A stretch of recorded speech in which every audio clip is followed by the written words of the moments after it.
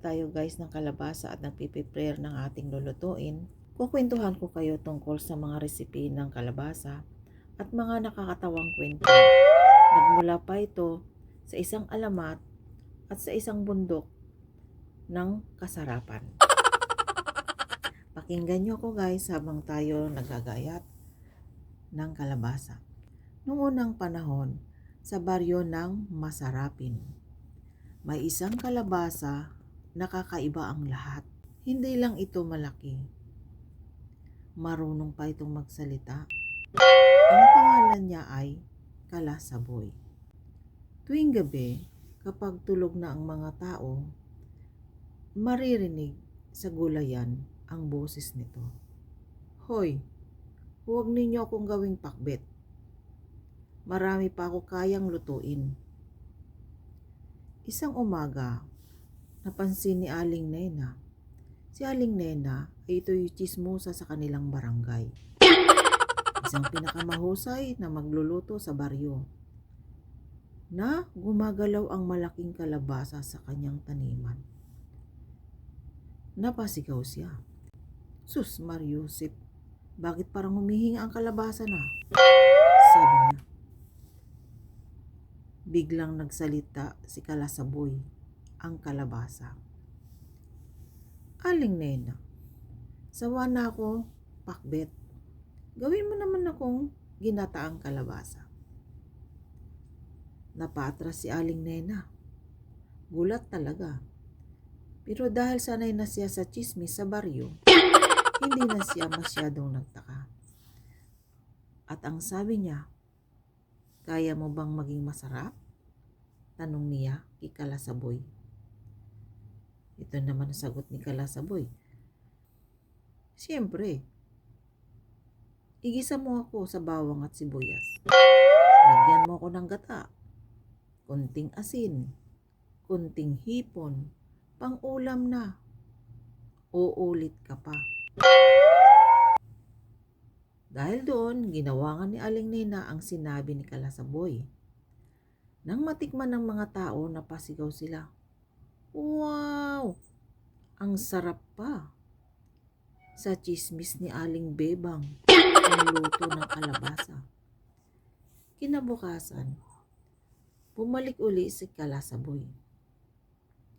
Aling Nena, pwede naman akong gawing kalabasa kyo. Aba, nanlaki ang mata ni Aling Nena. Ha? Pang merienda na naman yun. Ano ka ba? Tanong niya. Sige na, hiwain mo ako.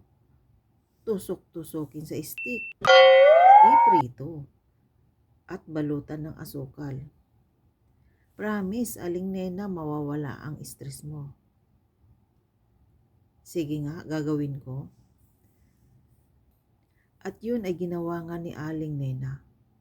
Aba, at totoo nga. Habang umunguya ang mga tao, ngumiti sila na parang walang utang. Pero hindi pa doon nagtapos si Kalasaboy. Isang gabi, sumigaw ulit ito. Pwede rin akong gawing soup. Pakuluan mo ako, lagyan ng gatas, konting paminta. Pang sosyal ang datingan. Naging sikat ang baryo ng Marasapin. Dinadayo sila ng mga tao para tikman ang ginataang kalabasa, kalabasa Q, creamy kalabasa soup. Pero may isang problema. Naubos si Kalasaboy. Nang huling hiwa, bigla itong nagsalita. Guys, masaya akong nakatulong. Basta huwag ninyo akong sayangin. Sumagot ang mga taga-baryo Marasapin. Oo naman. Mula noon, natutunan ng mga taga-baryo na ang kalabasa ay hindi lang gulay. Isa itong bituin sa kusina. At mas masarap ang pagkain kapag may tawa at salo-salo. Yan po yung ating kwento sa ating kalabasang hinihiwa. Ngayon guys, luto na ang kalabasa natin with okra at at dahon ng butchoy. Okay, umpisa na natin ang pagkain. Literal na pagkain Pinoy talaga. Yung mga sabi natin ng budget low budget. Ang halaga ay 50 pesos. Yung kalabasa, bili ko 10. Okra, bili ko 15. Tapos yung bok choy, 20 rin.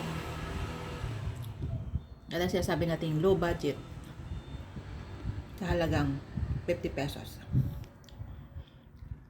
Okay na yan guys. Kain tayo.